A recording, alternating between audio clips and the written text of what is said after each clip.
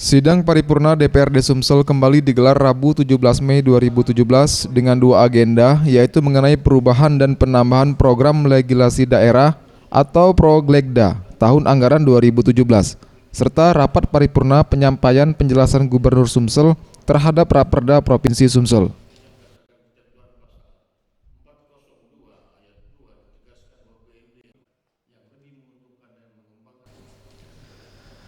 Dalam paparannya, Gubernur Sumsel Alek Nurdin mengatakan, Pemprov Sumsel mengajukan dua raperda mengenai perubahan status Badan Usaha Milik Daerah atau BUMD menjadi PT, yaitu PT Sriwijaya Mandiri Sumatera Selatan atau SMS yang bergerak di bidang percepatan infrastruktur, serta PT Sumsel Energi Gemilang yang akan mengelola migas dan energi di Sumsel.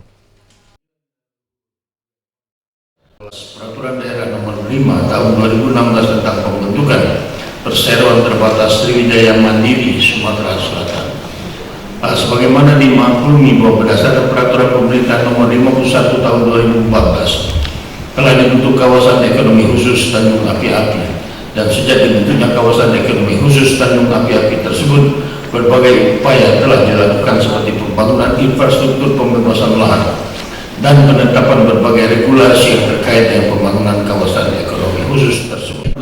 Dengan masuknya dua raperda baru yang diajukan Pemprov Sumsel, program legislasi daerah tahun 2017 membuat 22 raperda yang terdiri dari 11 usulan hak inisiatif serta 11 raperda usulan dari Pemprov Sumsel yang kemudian akan ditetapkan dengan keputusan DPRD Sumsel.